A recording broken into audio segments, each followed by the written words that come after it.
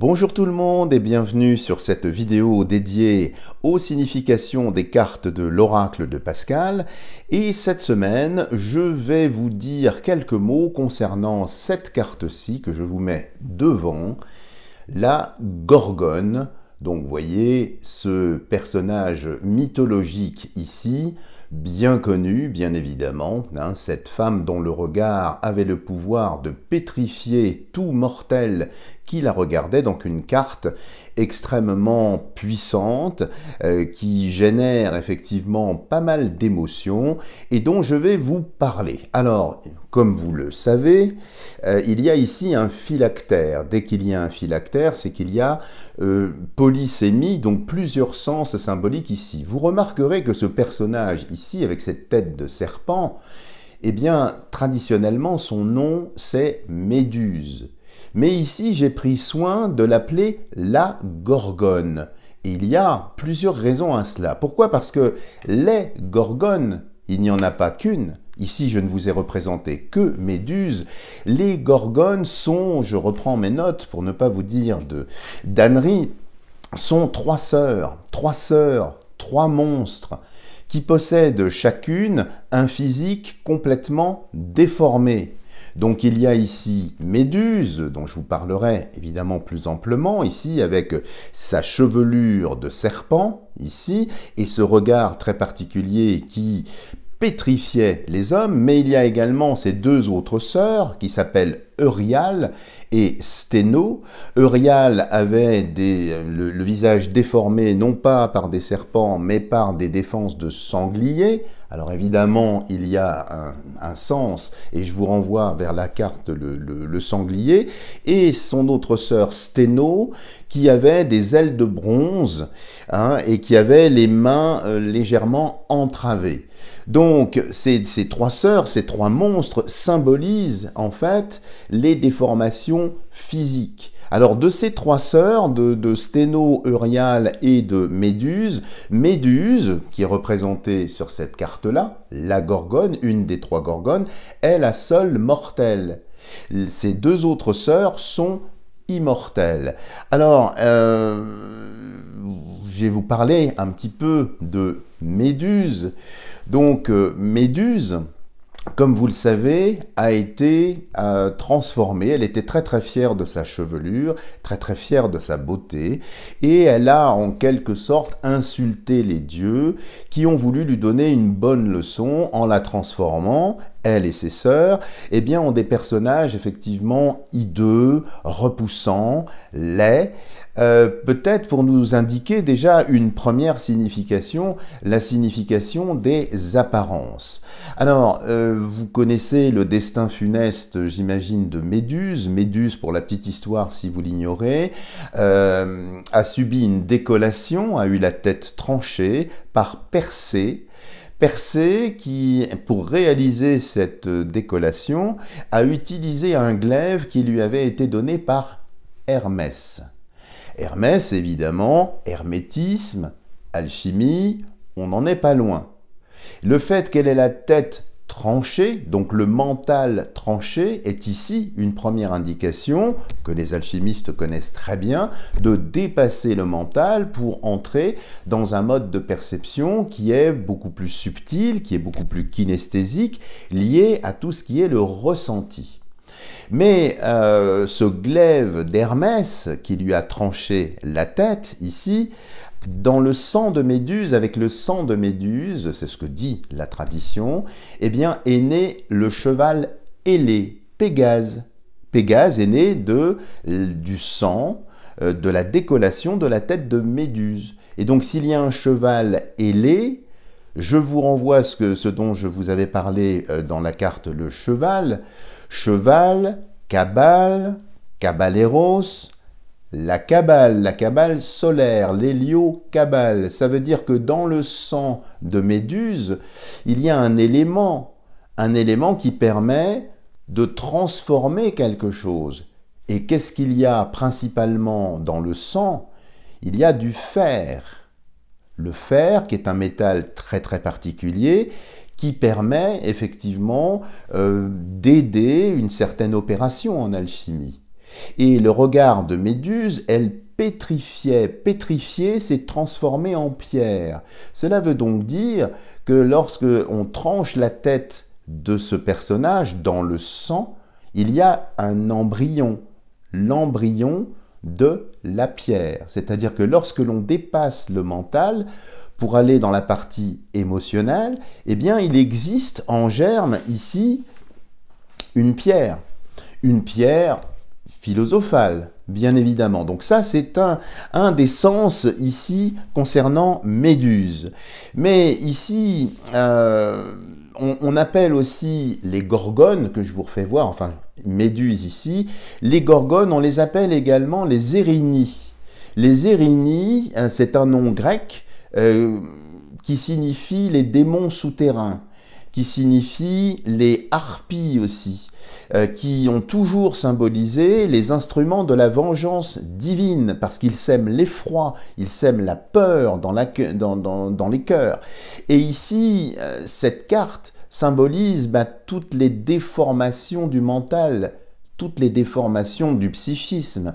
Le mental qui parfois va se cantonner, se limiter à la forme des choses, et qui va donc avoir une vision un peu myope de la réalité, un petit peu clivée. Mais ici aussi, cette peur et cet effroi, cette pétrification, et ces trois gorgones ici, eh bien ça symbolise des choses un petit peu plus particulières. Parce que quand on prend Méduse, Euryale et Sténo, Sténo renvoie à la sociabilité, c'est-à-dire l'altérité, c'est-à-dire la capacité pour notre ego d'interagir socialement. Euryale, c'est plus la libido, c'est plus pulsionnel. Tandis que Méduse, celle qui est représentée ici, c'est sur la spiritualité. Donc cette carte-là nous donne une clé, nous donne une indication pour trouver un moyen de se connecter à quelque chose de beaucoup plus subtil qui réside à l'intérieur de nous et qui est véhiculé par le sang. Et ces eurinies peuvent se transformer lorsque Athéna, qui traduit la conscience, lorsque l'on conscientise certaines choses, lorsque l'on parvient à dépasser l'ego, eh bien elles peuvent se transformer à ce que l'on appelait des euménides, qui là deviennent des divinités bienveillantes. Mais lorsque Athéna, la conscience, permet de dépasser les formes, permet d'avoir une vision beaucoup plus objective. En fait, ces gorgones, pour faire simple, traduisent la déformation du soi, le monde des apparences, qui est souvent très trompeur. C'est la Maya, l'illusion. La Maya, non pas la mère d'Hermès, ça c'est autre chose, mais l'illusion ici. Et donc cette carte-là, qu'est-ce qu'elle signifie? Eh bien, qu'est-ce qui pétrifie le consultant? C'est-à-dire que ça va mettre en face le consultant face à lui-même, face à sa propre identité, face à sa propre réalité. Qu'est-ce qui le pétrifie de peur? Qu'est-ce qui le retient? Qu'est-ce qui l'empêche d'avancer? Qu'est-ce qui cristallise l'avancée de sa conscience, qui peut-être peut foisonner, peut-être s'ouvrir à d'autres réalités? C'est donc ici une invitation pour le consultant à visiter sa part d'ombre, c'est-à-dire les forces chtoniennes, souterraines, les forces qui, même si on s'en défend, agissent. C'est la part d'ombre ici. Et donc la gorgone met en garde par rapport à une situation quelle qu'elle soit professionnelle, qu'elle soit amoureuse, qu'elle soit, peu importe le sujet, attention à soi. Est-ce que nous ne sommes pas dans une posture égotique? Est-ce que nous ne sommes pas abusés par les apparences? Est-ce que nous ne sommes pas pétrifiés par la situation? Est-ce qu'il ne faudrait pas vaincre les apparences, être certain dans son cœur de la réalité de ce que nous vivons ou la façon dont nous agissons? Donc la gorgone ici, vous voyez, en dessous de sa tête ici, il y a ce petit poignard avec ici cette flaque de sang. C'est pour inviter à une forme de décollation, c'est-à-dire de dépasser le mental, de tuer le monstre à l'intérieur de nous. On a tous des parts d'ombre et qui grignotent notre conscience, qui grignote notre ego. Je ne dis pas que ces forces sont négatives, puisque le destin funeste de Gorgone nous montre bien que, à la suite de cette décollation, il y a donc eu le cheval Pégase, un cheval, donc une monture. C'est donc ici l'invitation à enfourcher un destrier, en plus ailé, qui rappelle Hermès. Hermès qui, je vous le rappelle, dans l'iconographie traditionnelle, a des ailes sur son casque, le mental, et sur les pieds, la mobilité. Donc c'est une carte ici qui nous met en face de nous-mêmes, de nos propres peurs. Est-ce que nous agissons librement, ou bien est-ce que c'est une réaction plus ou moins conditionnée par un schéma social, par les rails posés par des ancêtres, et nous sommes encore dans le train à suivre ces rails, sans nous questionner sur la direction du train. Et donc ici, la Gorgone, c'est une carte très très puissante qui nous invite à partir au fond de nous-mêmes, à lancer une introspection pour voir si effectivement, dans la façon dont nous sommes, dont nous vivons, il n'y a pas des forces souterraines qui viendraient transformer, enlaidir, nous donner des lunettes un petit peu déformantes pour travestir la réalité ou nous empêcher de voir de façon objective cette réalité. Et comme je vous ai dit, je l'ai appelée la Gorgone en souvenir des deux autres sœurs, c'est pas simplement sur nous, nous en tant qu'êtres, mais également l'action que nous avons dans le monde, l'altérité, la sociabilité, hein, comme je l'ai dit tout à l'heure. Donc c'est plus sténo. Hein, je regardais mes notes parce que j'ai tellement de choses avec l'écriture de mon livre que bon, je suis obligé de me cadrer un petit peu. Et donc, vous voyez, cette carte-là, qu'est-ce qu'elle veut dire? Attention, quand il y a ça qui sort. Est-ce que nous avons fait le bon choix? Est-ce que nous ne répétons pas un schéma? Est-ce que nous ne sommes pas comme le hamster prisonnier de sa cage qui fait tourner la roue gentiment, qui a l'illusion de faire quelque chose, d'évoluer, mais qui finalement fait un tour de roue ou fait un tour de manège. Donc pour éviter, je dirais, de répéter ces tours de manège à répétition, la Gorgone. Donc quand vous avez cette carte-là, c'est souvent vraiment une carte très très forte pour vous pousser à vous questionner sur l'endroit où vous êtes et comment vous vous sentez dans l'action en vous-même.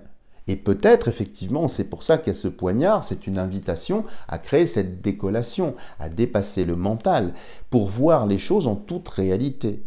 Et la légende dit qu'après la création de Pégase, qui s'est envolé avec Persée, bien sûr, en se posant dans une prairie, il est arrivé auprès d'une source d'eau vive. Donc là, alchimiquement, je ne vais pas entrer dans les détails, sinon on en aurait pour plus longtemps, et puis j'ai pas envie de vous abreuver, c'est le cas de le dire, de quelque chose qui pourrait vous saouler, mais c'est pour bien montrer qu'au-delà du mental, quand on chevauche, quand on a un destrier, quand on a une certaine hauteur de vue, on perçoit également d'autres choses liées à cette source émotionnelle. Et qu'est-ce que l'émotion? L'émotion, comme vous le savez en latin, movere, c'est ce qui est mis en mouvement. Mais ce qui est mis en mouvement n'est pas ici le mental, c'est l'âme. L'âme qui a besoin de s'expanser, qui a besoin de sortir au-delà du mental. Et au-delà même de cette carte Gorgone, c'est pourquoi en alchimie, vous avez beaucoup de gravures, de Michel Mayer par exemple, ou vous en trouvez dans Aurora Consurgens également, dans d'autres ouvrages, enfin il y en a pléthore, où on montre effectivement des personnes qui ont la tête tranchée, où il y a des démembrements, où il y a des décollations. C'est pour inviter le lecteur et le chercheur, l'alchimiste, eh bien, à dépasser les apparences. Parce que les apparences ne sont que le reflet d'une réalité qui, effectivement, est la même, puisque tout ce qui est en haut est comme tout ce qui est en bas, mais peut-être qu'il y a un miroir déformant, un prisme, eh bien, qui voile la réalité. Parce que, au fond de nous-mêmes, il y a des forces qui sont qualifiées de négatives, mais qui sont très très utiles à la conscience. Et ça, l'alchimiste le sait très bien. On travaille parfois avec des acides, avec ce qu'on appelle des eaux fortes, et donc il ne faut pas rejeter spécialement les acides, il faut utiliser cette force acide, en quelque sorte, pour dissoudre peut-être l'ego, et comprendre que dans cette dissolution, eh bien, il y a des forces, certes, peut-être, potentiellement qualifiés de négatifs, mais qui nous aident, parce qu'on a besoin de ce limon, de cette terre un peu noire ici, pour faire surgir des choses qui sont beaucoup plus subtiles. Eh bien, dans votre tirage, quand vous avez ça, c'est une mise en garde sur vous-même. Le pire ennemi que nous ayons, finalement, c'est nous. C'est nous, le pire ennemi. Et c'est pour ça qu'il y a, dans certains rites initiatiques, effectivement, à certains moments, quand on demande où est l'ennemi, on demande au néophyte, au candidat de se retourner, et il voit son propre reflet dans le miroir. Le symbole est pratiquement le même ici qu'avec la gorgone. C'est-à-dire qu'il faut dépasser ces valeurs négatives. Mais pas avec la tête, avec le cœur, avec le ressenti, avec tout ce qui irrigue cette monstruosité. Parce que cette monstruosité, c'est une transformation, une altération de la psyché qui voile elle-même une âme. Alors désolé, j'ai été très très bavard, c'est peut-être un petit peu trop complexe. Je vais synthétiser, parce que ça m'a été reproché de ne pas synthétiser. Ça, c'est ici toutes les peurs, toutes les culpabilités, toutes les choses qui nous ont cristallisés, pétrifiés, qui nous ont bloqués d'un point de vue psychique, c'est tous les freins. Et donc quand il y a cette carte, il y a fort à parier que la personne, le consultant ou la situation est figée dans des schémas, dans des répétitions, dans des inhibitions, différentes choses qui limitent l'avancée. Donc c'est une invitation à ouvrir, si j'ose dire, la tête, créer cette décollation pour aller sentir les choses. Voilà, en espérant avoir été assez clair. Donc, ce n'est pas du tout, comme certains le pensent, les ennemis. Alors, cela étant, comme je vous l'ai dit, l'oracle de Pascal est un jeu libre pour des gens libres. Si, par peut-être facilité, certaines personnes souhaitent accoler à cette carte les ennemis, pourquoi pas? Effectivement. Mais vous allez perdre quand même en résolution ce que je suis en train de vous dire ici. Donc, vous pouvez très bien dire, ah bah cette carte, par simplicité, je décide qu'elle incarne ceci, cela. Vous êtes libre. C'est toujours une symbolique. C'est vrai que Méduse pétrifie. C'est vrai que c'est un monstre chthonien. D'accord? Mais voyez bien que ces deux autres sœurs étaient immortelles. Donc, si elles sont immortelles, c'est des valeurs beaucoup plus transcendantes, beaucoup plus immanentes. Voilà les amis, en espérant que cette petite vidéo vous aura plu. Ben écoutez, merci de partager cette vidéo pour lui donner un maximum de visibilité et je vous retrouve la semaine prochaine pour le décodage symbolique d'une autre carte de mon oracle.